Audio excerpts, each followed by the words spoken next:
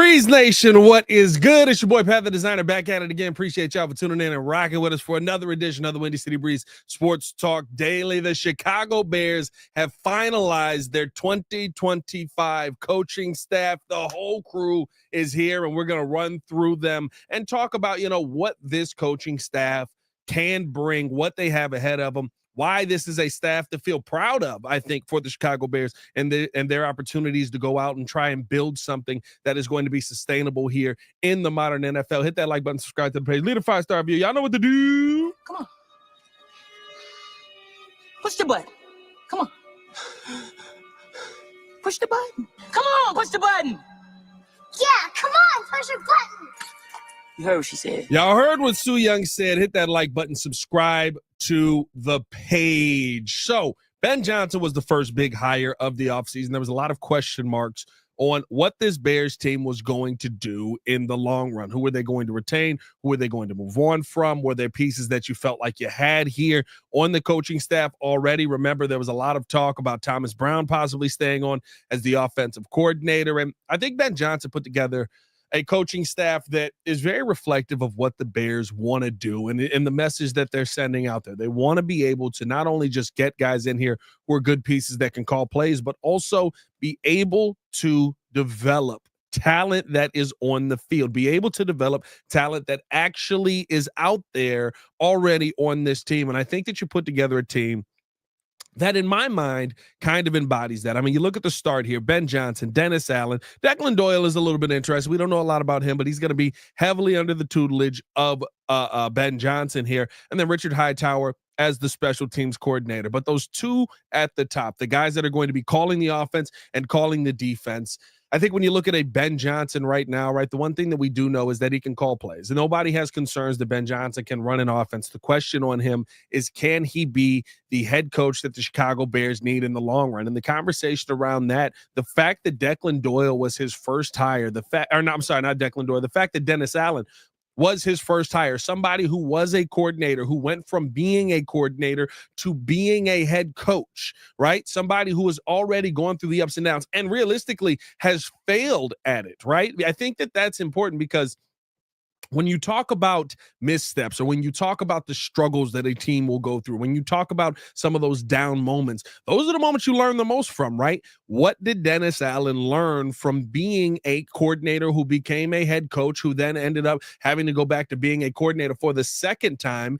because he had missteps here? He didn't make things work down in New Orleans. He didn't get this right. Still was able to call plays the right way. But what were the things that he struggled at? Those are the things that I really want him to kind of accentuate out here to Ben Johnson, because to me, those are the things that Ben Johnson is going to need to know the most, right? When you've got to take steps in the right direction, when you have to figure things out somewhat on the fly, and you go from being the guy who was just, hey, I'm here, I'm a part of the team, I am the coordinator, but realistically, all of the heavy decision making goes to someone else. I think that does make you a little bit more, you can get away with a lot more. When you become the head coach of a team, you have to be a heck of a lot more engaged there. That's why I like the fact that Dennis Allen is here, because learning from those missteps, learning from where he failed, learning from the things that you wanted to see him do more of that he was unable to do more of, right? Like, those are the times where you go, okay,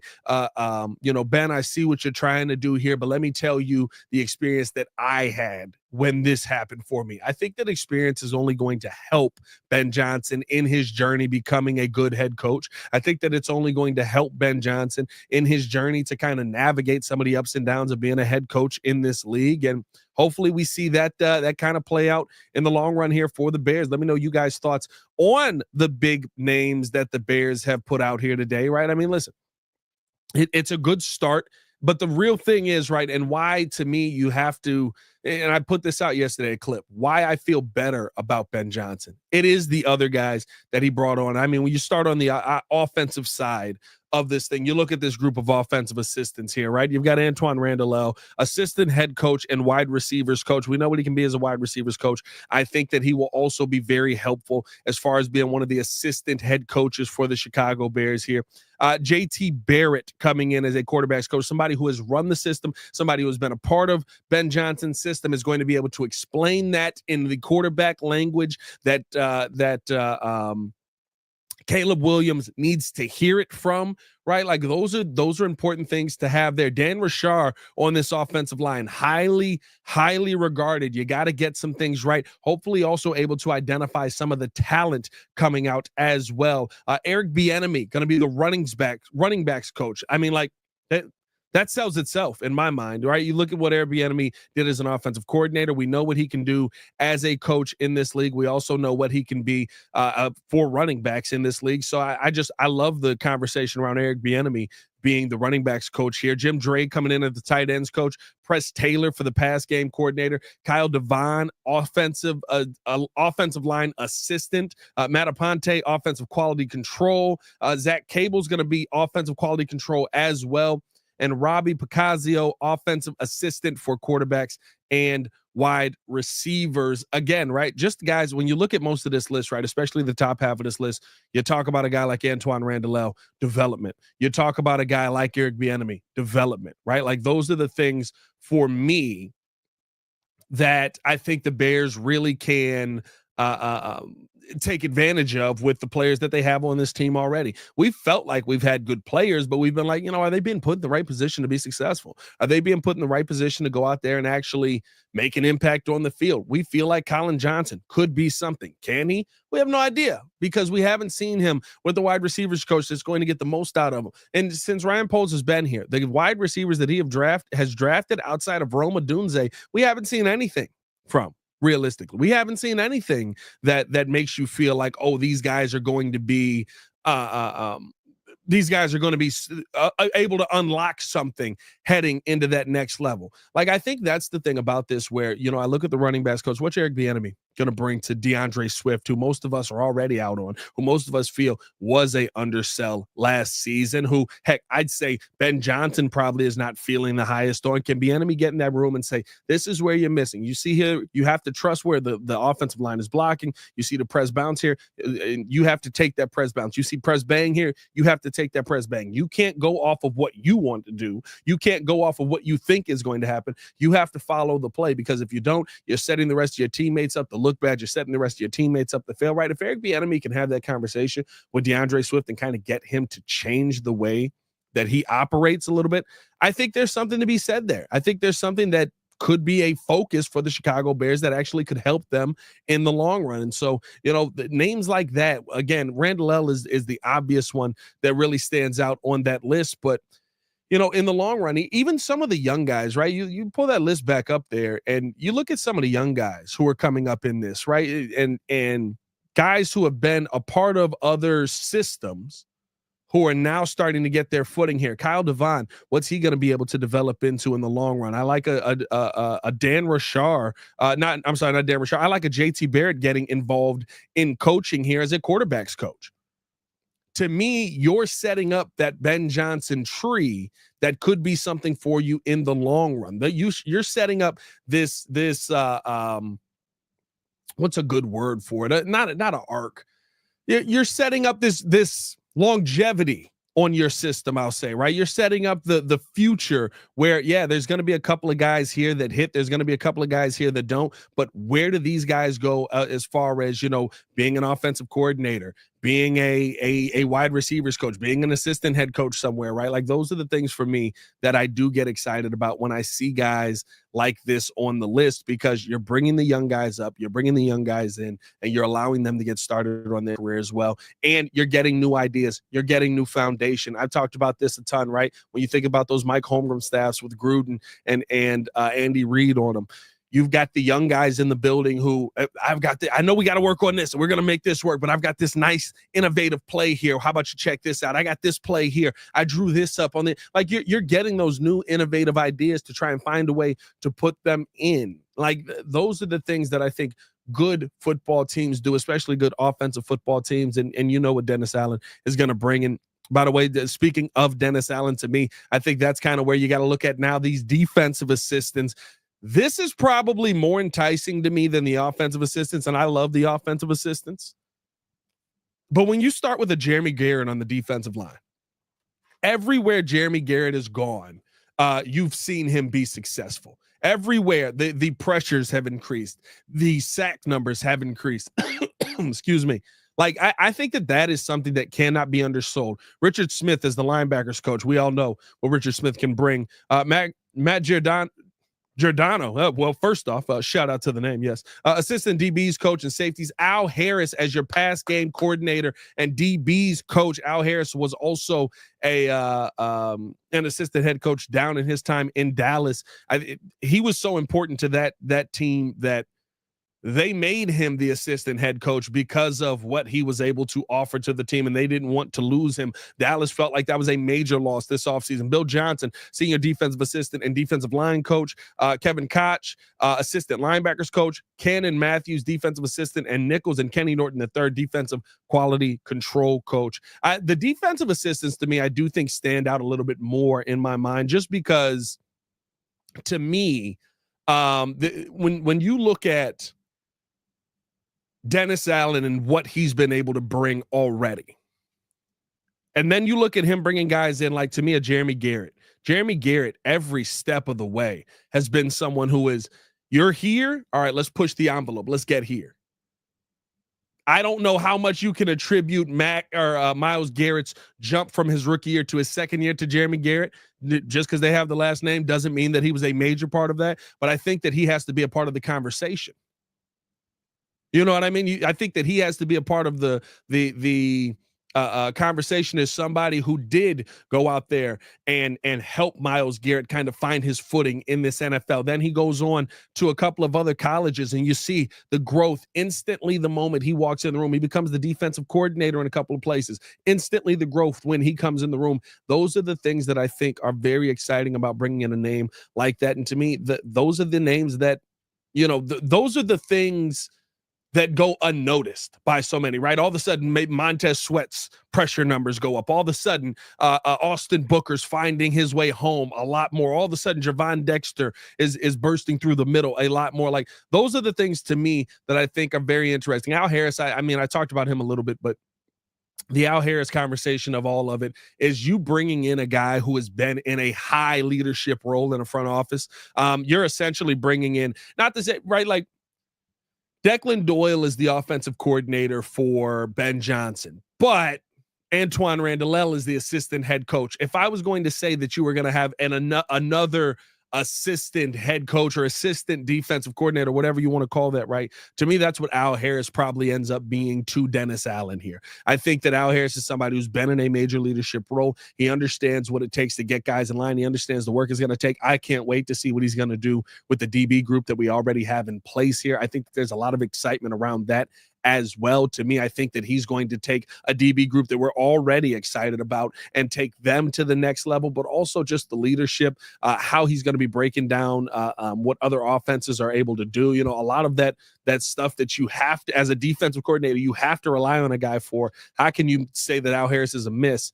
To me, when I look at this staff as a whole, and I know the wins and all of that on paper matters the most. You can't sit there and say, oh, well, this is an A+ staff, and they're going to go out there and they're going to have the ultimate success.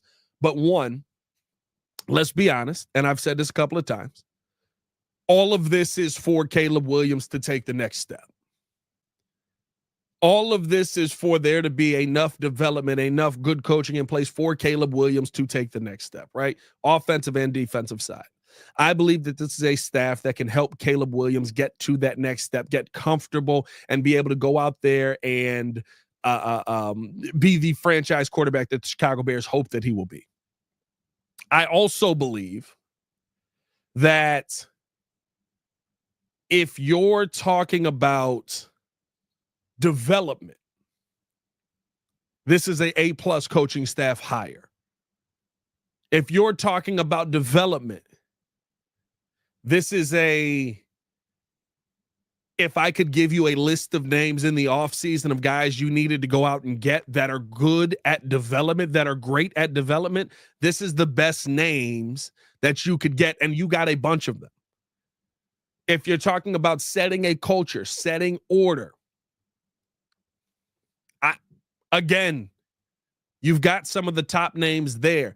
This feels like an A+ offseason for the Chicago Bears, coaching wise to this point. But the question is, what are they going to be able to do to make that work on, not just on paper, not just in the offseason? Now, you got to acquire players. I think there's going to be players acquired. But what do they do for the players that are already here? Very excited to see. And I mentioned this, right? And I think that I say it's all for Caleb to be successful because realistically speaking, right, the goal is to get you a franchise quarterback. Once you get you a franchise quarterback, you can make decisions kind of off of that. But once you have that guy, you know you have that guy. But even at this point in his career, for the development of Montez Sweat, I'm excited to see what Jeremy Garrett brings. Can you get us the Montez that we saw when we traded for him in his 12.5 sack season? Can you get us that Montez year over year over year? If you can get us that Montez year over year over year, we're in a great place. We're in a great position. If you can find a way to unlock him so that he's that player, and listen, it comes with having other guys on the defensive line, having other guys that you have to focus on, having other guys that have to go out there and make plays. It does come with that. But if you can get the baseline to be that 10.5 to 12.5 sack guy, we're in a great place here in Chicago. And you're going out there and making trades, signing guys. You're going out there in the draft and trying to acquire guys. I've been watching all tape all day, literally from the moment I woke up to about now. I've been watching different guys in this draft. There are some names that absolutely excite me. Absolutely excite me in this upcoming draft, even outside of those top 4 names that everybody has been locked in on. The draft breakdown is it's time to go. It's time to go. First mock draft tonight, so tap in with us on that as well.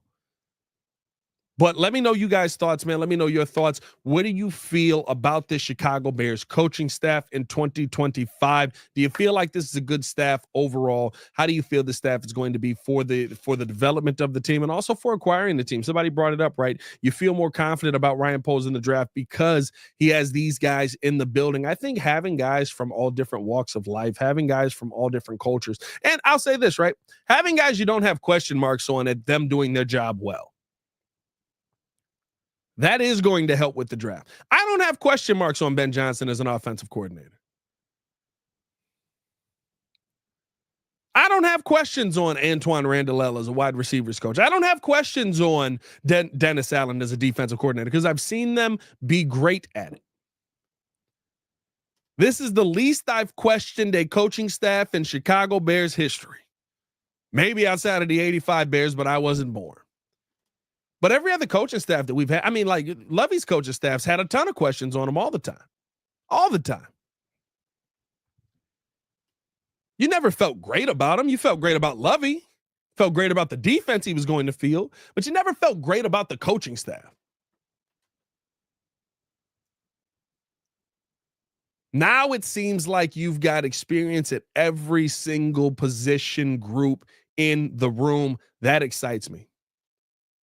Dan Rashar, JT O'Sullivan has played in this league, has been a high caliber college quarterback, and has played in and essentially was a player coach last season.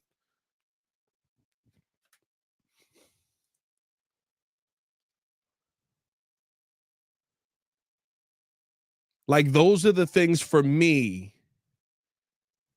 that puts you in a position not just to win now, but to win long-term development. I think even the conversation of Dennis Allen, right? The conversation of Dennis Allen having 2 head coaching jobs, not both failing at both of them, right? And kind of probably not being a part of future head coaching positions. You can't guarantee it because when you win, everybody's all excited about everything. But I would think it's going to be some time before you're talking about Dennis Allen as a head coach in the NFL again. I don't think that it's going to be anytime soon. That's continuity. That's continuity.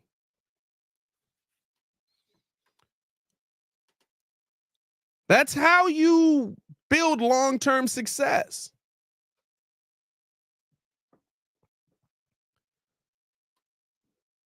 Now, the biggest concern that we came into every single season with was, oh, well, what if we're successful and we lose the offensive coordinator? We don't have to worry about that anymore either.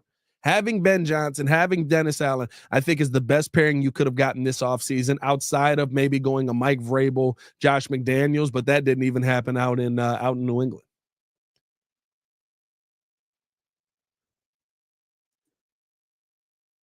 Now it's about getting the right players, getting the right people in the building, having the conversations on, who are you going to take in the first round? Are you using the first round pick this year? Are you going to trade and go out and get a big name player? Are you going to go out and make a big splash? There's a ton of opportunity to do that now. Check out yesterday's video after we get off of here, because I talked about that yesterday with how the new salary cap is going. There's a ton of opportunity for you to, if you're the Chicago Bears right now, to spend big now and not have to pay it off by backloading the contracts until the salary cap is in the heavens.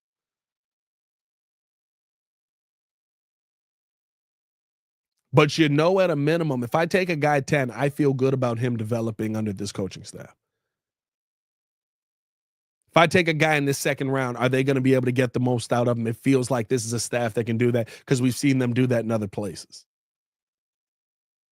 That's what excites me here a lot about the Chicago Bears team, man. And I think there's going to be a lot more to come. Free agency is next up. The draft combine technically is next up. That's next week. But free agency is next up. I cannot wait to see what the Bears are going to do in free agency. They better not be sitting on their hands when they're talking about raising ticket prices 10% and being aggressive in free agency. Don't you lie to us, Kevin Warren. Don't you? No. Don't you lie to me.